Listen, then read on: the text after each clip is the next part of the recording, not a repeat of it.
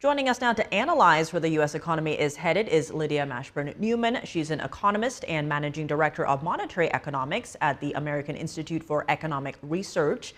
Lydia, thank you so much for joining us. Good to have you here. Now, there seems to be uncertainty in the markets right now. We saw the S&P 500 down over 6% since the inauguration. Polls show President Trump sliding in popularity on the issue of the economy, and daily updates in terms of tariffs, whether from the U.S. or other countries.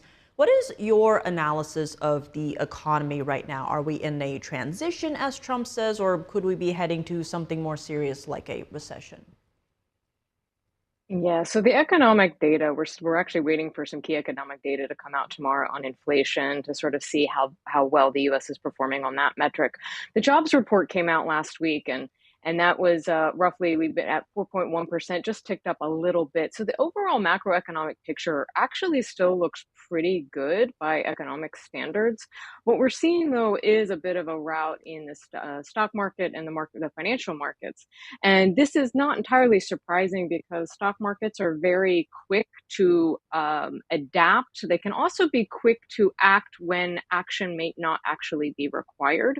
So I think what we've been seeing in the last couple of days, there is the uncertainty over tariffs, and there's a lot to discuss about why tariffs may or may not be good for the economy. But I think a lot of today's sell-off and volatility in the stock market is a combination of selling off at a high. The market has been very high for the past few months. Some even argue that it's been a bit frothy. And so you had folks kind of getting out at the top portion. But then you saw today people getting back in when it seemed like it had reached its dip. And so I think it should be something we are very cautious about. The stock market gives great information, but we need to be looking at other indicators like inflation, employment, and GDP numbers that we won't get until next month. Now, expanding on that, we heard President Trump hedging on the likelihood of a recession, while his Commerce Secretary Howard Lutnick told NBC's Meet the Press, quote, "There's going to be no recession in America." How do you see markets responding to this? Yeah, so I think markets are always a bit itchy, if you will, and that they are seeing, especially the sort of back and forth on tariffs, they have been responding in kind to that uncertainty. I think there are some broader indications, though, of what do the Trump policies mean for the economy overall.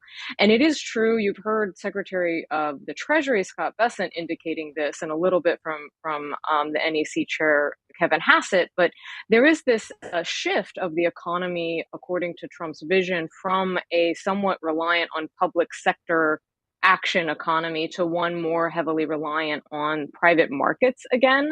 And so there is, as Trump had indicated, what does that transition to less government involvement in the economy look like?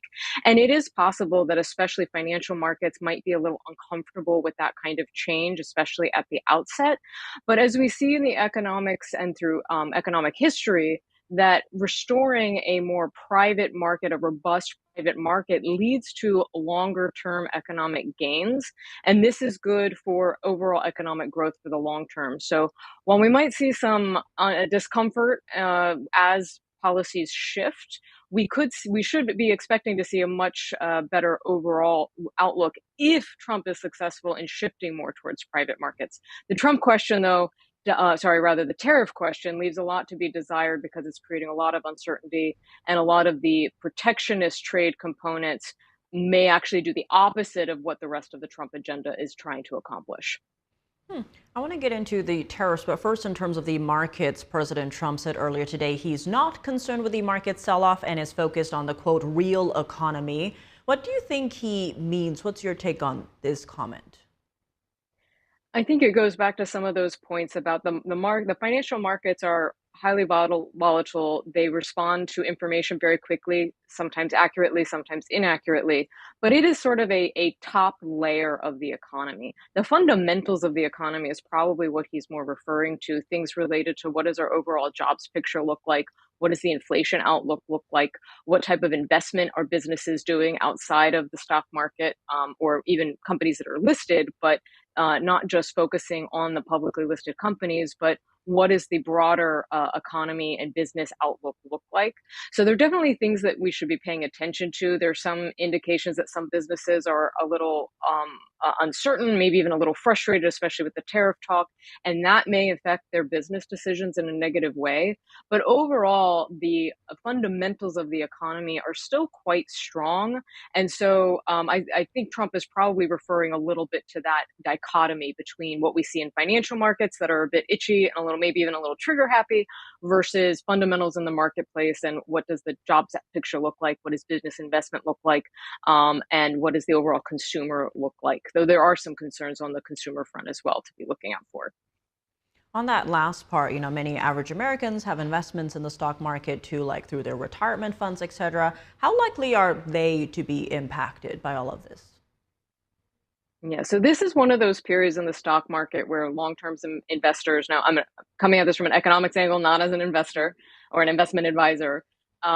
This is one of those periods when the market is doing these kinds of gyrations that a lot of investment advisors will typically say, if you're in it for the long run, this is one of those times when you kind of just turn your eyes away and look at the next 10, 20, 30 years before you might access those retirement accounts.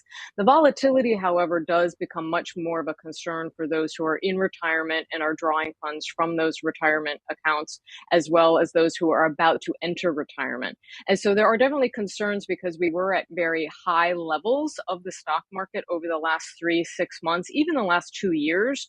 And so we may have gotten a little comfortable and presuming that the downside of the market had kind of left us.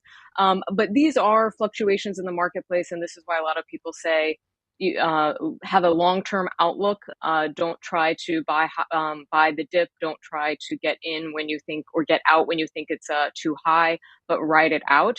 And so I think there's some important cautions to be had with the market where it's at right now. But for longer term investors, this is one of those things you should look at the overall broader outlook, not just a single day on the stock market.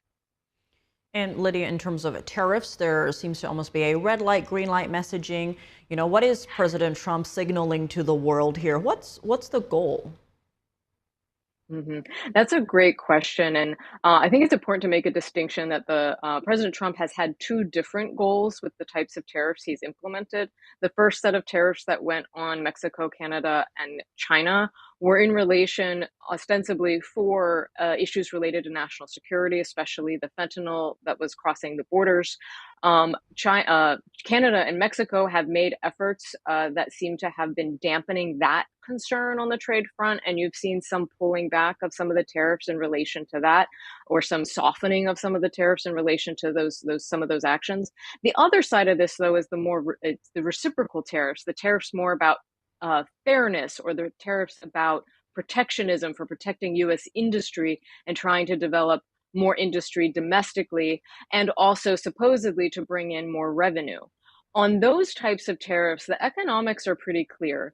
Those will, at the end of the day, if implemented fully, end up falling on the U.S. consumer to pay for the higher cost of those imports, and it will be paid by U.S. importers with that cost passed on to consumers. And at the end of the day, it may not do a whole lot to actually improve the overall domestic outlook. It may have the effect of bringing some production domestically. You've already seen some indication from the big automakers that they may bring in some of the production that they have been doing in Canada as well as Mexico back into the United States.